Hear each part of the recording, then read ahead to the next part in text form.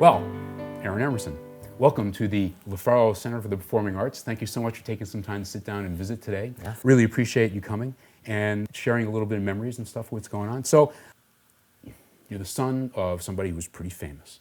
Now, how old were you when you started realizing, hey, my dad's a big deal? The earliest memory, I'm pretty sure it must have been 77. It must have been at the Montreal, I'm sure we were in Canada, at the Olympic Stadium.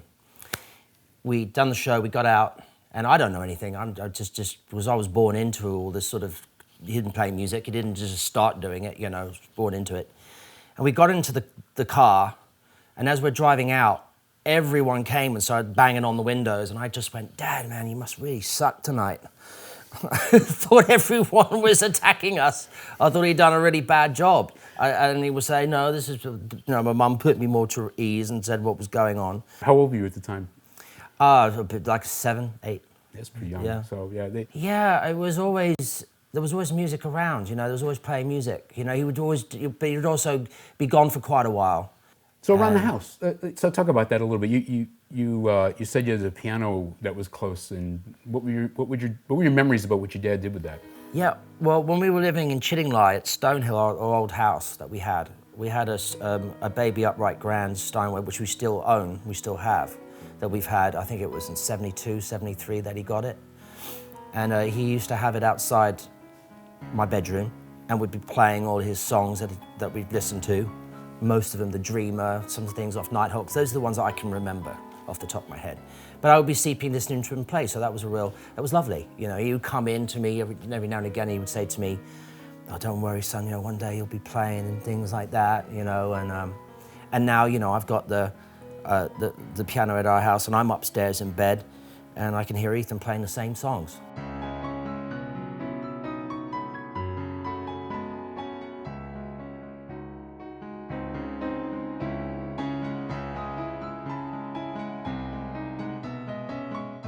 So it's a real treat. So it's like he's still there.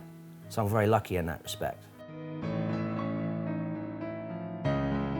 You didn't really pick up the piano. You didn't care to. You were asked to. How did that Well, work? unlike Ethan, which I'll let him tell his story. But for me, I think I started playing when I was probably about 10, 11, and my dad showed me some chords and stuff. But like me with my son, trying to teach him, I think it's harder to teach your own kid. I had piano teachers. I did up to grade 5, and then I sort of just stopped playing. I was pretty much said, you're going to your piano lessons, and I sort of had to go to my piano lessons rather than that sort of getting home from school and getting on the piano. I was said, no, it's piano lesson time. Come on, son, upstairs, play the piano. There was one place, I think we had one of those tape recorders underneath the piano which you push play and all the notes go. And one day I had all my friends outside by the window, and I would just when they would come around a certain time, I'd just push play. And they'd all be thinking I'd be playing and stuff, until obviously I played it at the school, and that wasn't quite the same thing I was playing. But there would be, lots of music around the house with jazz and classical, mainly I remember all the time. Did you pick up any other, did you gravitate to another instrument? Yeah, or? guitar, Okay. yeah. I got, what was I, 14, 15, got really into Bryan Adams, loved Bryan Adams, went to one of his shows, Tina Turner, all that sort of stuff. I had about 10 guitar lessons, my fingers hurt too much, but then I got to, my friends at school, we got a band together, and they were like, okay, well, I've got the bass, we've got the drums, we've got the singer, well, I guess you're the keyboard player because your dad's got the keys. So we'd go back to that bar and, we'd all just have fun. We called ourselves the VIPs, which I did not know. That was one of my dad's first band names. And it was just pure coincidence. I had no idea. And that was in 1988. I remember that because we had these T-shirts made with the VIP World Tour with 88 on the back of them. Stupid. You got big time in it. Yeah, and then we had all the drums, we'd had all the drum kits. There was a drum kit there. I don't think it was Carl's, but Dad had a drum kit there. And he had the Yamaha GX1 there. I think the Moog was at the back, and there were keyboards around. I do remember the Steinway. He had the 9-foot upright, the 9-foot concert grand piano, and we found a couple of Neumann microphones, and stuck them in the drum kit, one in the bass drum, one in the snare drum, and then went for a sound check. And I think we blew them both. And I think they were a couple of grand each. Sorry, Dad. I don't know that. Yeah, that was a bit of a worry. Just put them back in the box. No one will know. Yeah. They just won't work the next time. Right? No, they won't. So, yeah. Oh, that's funny. Yeah. Let's fast forward. So eventually you picked up the keyboards again. You started playing more seriously, or? Yeah. I got together with a group of friends and we just played Buzz Tonic. We were called. We got a small little record deal, Mega Records, a Danish record company. It's impressive. And we did a video. Got one shown on MTV. We didn't play enough. You know, we did it. We were just because we were out in the middle of nowhere. We didn't get out there. We didn't do the London circuit. We played around and did some shows. I think probably the worst one was that we got taken over to Denmark to do their 10th anniversary record party, and we were flown over there. And God, I must have been, I don't know, 23. I don't know, but we got really drunk the night before stupidly, and the next day I had alcohol poisoning. And we told them what keyboards I needed for this one song that was Conclusions. It was this track that we had a drum machine do it. And we don't usually play with drum machines. It was a live rock band sort of thing. And we get there and we didn't have a sound check or anything. We just turn up. We were the first ones on. And as we get up on stage, I look and it's not the keyboard that I said I needed. It was totally different. And I don't know this keyboard. It's a special sound that I need with a special echo thing that needs to be, you know, to make it work. The drummer, all his microphones were turned away. He didn't have his headset to listen to the drum machine. And I just went, no, we can't do this song. Let's not do this song. And the A&R guy's in the corner going, all right. Go. And he pushes play. And the drummer goes out of time with the drum machine. And the whole thing just crashed. And one person in the front row just starts clapping like that. No, even my mum didn't even talk to me after that one, I think. But then after that, we got a manager, Ian Grant from The Alarm and Big Country, The Cult and all that, and Mark Bazicki from them helped us, did an album, and we did some stuff with Lena Lovitch and Big Country, and I played with Crazy World of Arthur Brown. That was good fun. And then carrying on after that, I went to America for a while and did a band over there. That was good. The Last Drag with Brett Copeland, who's a great guy. Do any recordings with them? We were just about to go into this. We did 3 shows. We did the Whiskey, we did the Viperoons. It was the best time of my life. These guys were so good. The guitar player, Stevie, he had this big orange afro.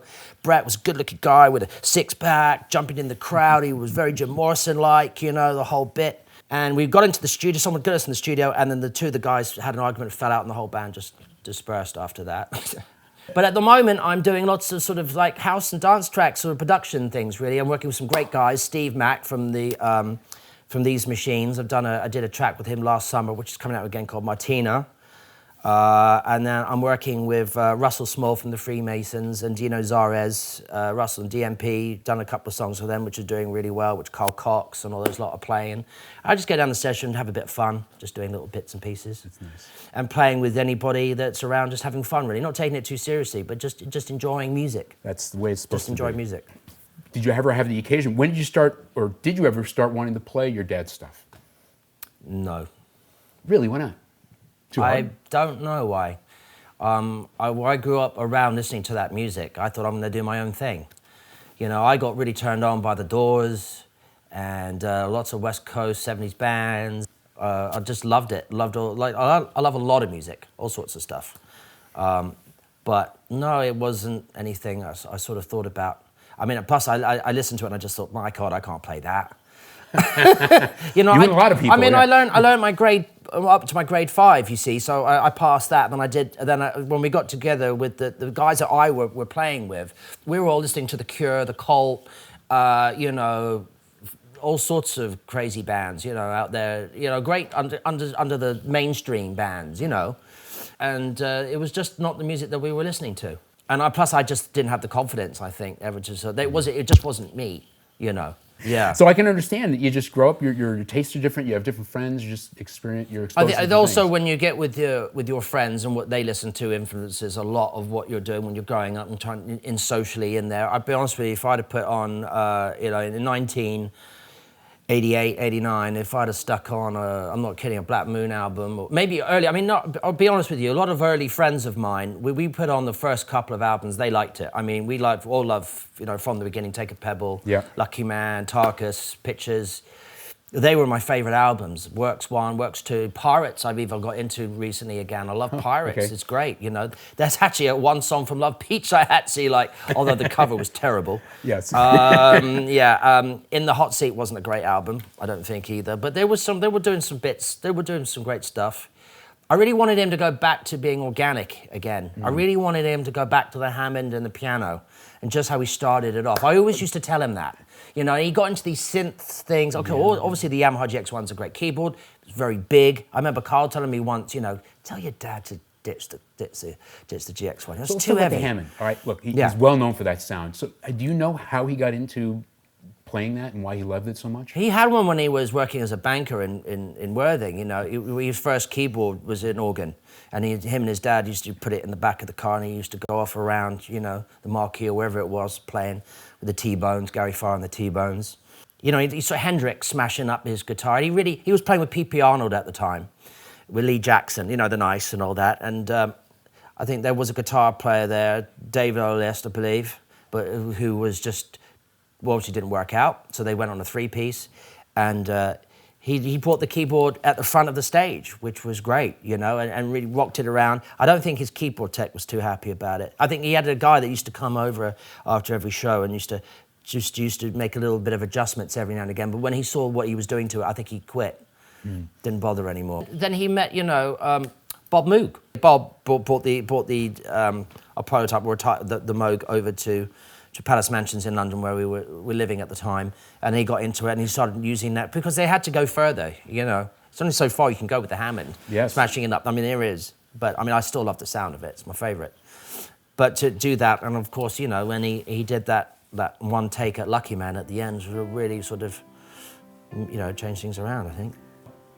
I was just wondering if you had if he had any favorite stories about how some songs came together. Well, Fanfare for the Common Man, you know, he met Aaron Copland. I was named after, that's where I got my name from. I didn't know that. Yeah, I got named after Aaron Copland, that's where I got my name. I've played that song maybe once or twice, once at the Birmingham Symphony and one not so long ago. And I'm gonna do my own variation of it tonight. Oh, we'll look forward to that. Yeah, to do it to sort of like my take on it.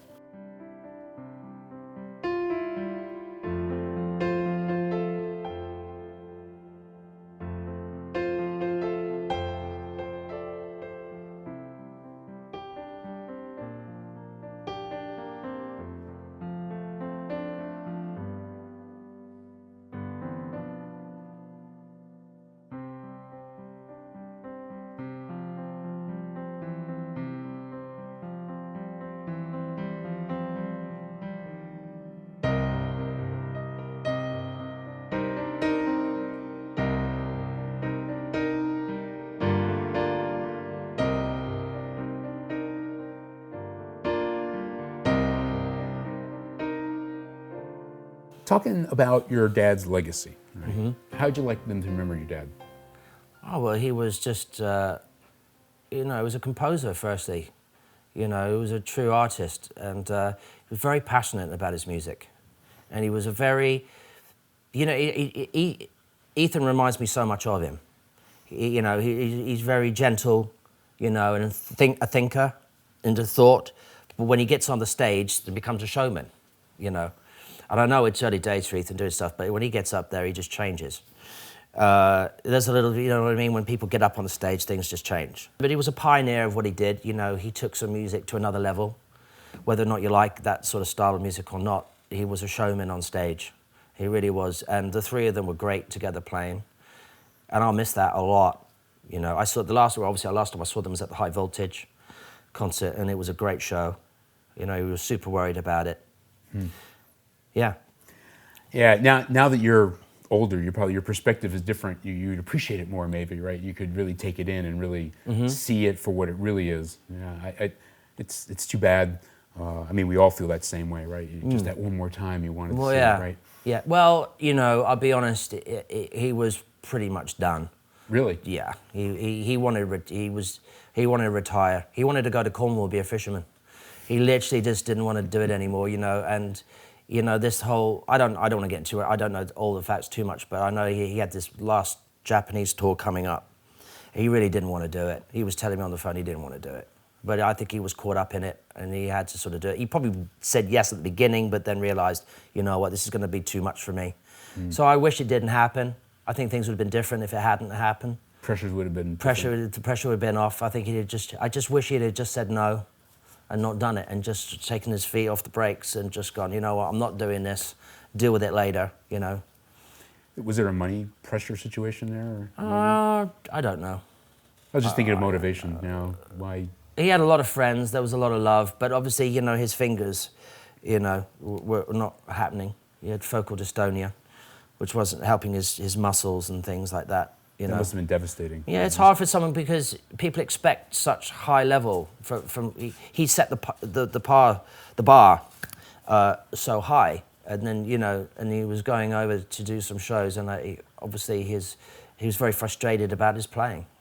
You know, I just wish I could have been a bit more to talk to him about it, but he was very quiet about it all. I think it's a very personal thing. He probably doesn't want to admit that he couldn't do it. You know, and yeah, but yeah. So we're all saddened about that. Yeah, it was a shock. It was a shock. But we do enjoy still, you know, he's recorded a bunch of stuff. We see a lot of his things. It's really amazing how you can go back and continue to enjoy. You know, I feel the same way John Lennon, right? You know, someone who's ripped away from us way before you should have. Right? Yeah, yeah. I mean, we also lost Greg, you know, and for me, his voice was just so amazing, you know, and sort of that real Englishy, folky, but you know, angelic, just deep and everything, you know, luscious, and it just worked with the music so much. And I missed, you know, he did the two of them did a Manticore thing, didn't they? The two of them a set, and I think eventually towards the end it got really good. I saw some stuff, I thought it was great. No, Greg's voice is terrific. It's recognizable instantly. It's got that wonderful quality. Yeah, and you know, I grew up around it, all of that, you know, and so I even like King Crimson, a lot of King Crimson. There was one time that I went on the road with them, and I was in the hotel downstairs, and there was a piano, and I was playing my little jingle or whatever it was. I don't know. Greg came over to me and he went, "Wow, that's really cool." I'll never forget that. Just little things you remember, you know. Or I played one of my songs at my dad's funeral, and Carl was there, and Carl went, "I didn't know you could play." But there's little things just mean a lot. Yeah, you know, that's great. And that's an amazing thing when you see three people come together. There's a reason why they were great and why they produced great stuff. They were all great, right? It's not just you bring three people together and it happens to happen. Those three guys individually were fantastic. Yeah. And then you get them together and you get some magic that also occurs. Yeah. I mean, if your dad was around, I would love to hear, you know, how do you write Tarkus, right? I mean, that's such a complicated piece of music. Yeah, yeah, and it's a story. Yes, it's a full. What was it in your goes head, on, right? and it takes there, and it's like, you know, trilogy as well. Yep. A lot of them just sort of go on, and he was more into the complex compositions than the, you know, like. Greg would really pull out the good ballads. And Yes, he would. Not just ballads, but really nice, you know, more structured, sort of poppy, maybe even sort of singles. Yep. That Dad Lucky couldn't Man is do that way, and, Dad couldn't do this. Turn Me On, Well, right? you know, he wrote that when he was 9 or 12.